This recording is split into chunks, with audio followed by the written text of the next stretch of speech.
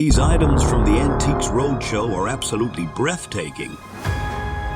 $1,000. Wasn't it 15,000? No. £1 million. $1 million.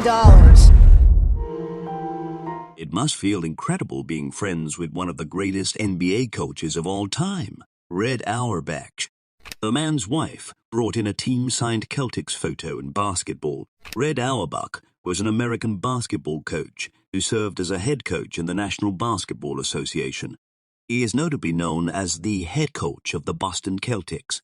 Red drafted Chuck Cooper, the first African-American to be drafted into the NBA. The photo was taken around 1956 to 1957, and the basketball was signed around 1957 to 1958. Each one of these at $10,000 to $15,000. No. You're kidding. Her husband will be stoked upon hearing this. I brought this pin that my uncle, Shiro, made in the internment camp at Poston. According to the National Archives, he was in a relocation camp from 1942 to 1946. Prior to the camp, Shiro was living on Terminal Island, which was located in California. Shiro's niece brought a piece which he had made in an internment camp at Poston during World War II.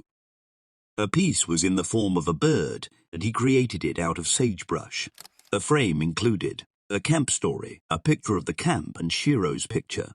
She also brought a picture of her uncle receiving his internment order from a soldier to evacuate the island and go to the internment camp. The value of the item is not very high, but the emotional value is even more. Was to come up for sale, I would expect to see a retail value of $1,000 to $1,500. A gift that was bought during a family trip turned out to be worth thousands. His father secretly bought a gold watch during their trip to Europe and gifted it to his wife for Christmas. The watch was made by Rolex, a Swiss watch designer and manufacturer based in Geneva, Switzerland. The engraving of the watch was done by hand and is fully 18-karat gold. It also had VV's diamond stones around it, which were 2/3 in carat. This watch would probably be priced somewhere between $12,000 and $15,000. Wow, I thought it would be $1,000. And so, my fellow Americans, ask not what your country can do for you. Ask what you can do for your country. Dawn, I appreciate you coming in today, and we have what looks like just an average man's briefcase. From being John F. Kennedy's shoe shiner to owning one of his briefcases, a niece of a cobbler, Dawn, brought a briefcase that belonged to John F. Kennedy.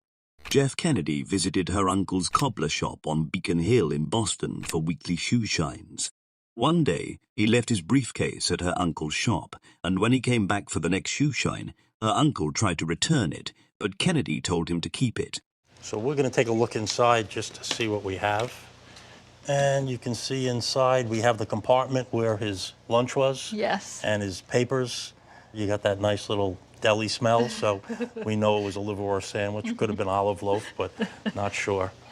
The briefcase had Jeff Kennedy's initials engraved on the outside, and inside it were some handwritten notes. Our uncle had later gifted the briefcase to Dawn's father, who usually took the case to school to flaunt it. I mean, who wouldn't, right? Sadly, when he took it to a history class, someone took the letters out of the bag. Those letters might have been worth a lot of money. Apparently, several briefcases belonging to Jeff Kennedy have come up at auction before, and one even sold for $700,000. But what is this particular briefcase worth? Probably put an estimate somewhere between $20,000 and $30,000. Wow. It's a great piece of American history. The fact that JFK actually held the handle. He had his lunch in here. We love to see the shock on people's faces when they hear that their item has a value worth millions of dollars. Seriously? So was the case with the owner of this 1904 Diego Rivera painting. It was hanging behind a door. The painting was bought by the great-grandparents of the man and had been in the family for about 80 years.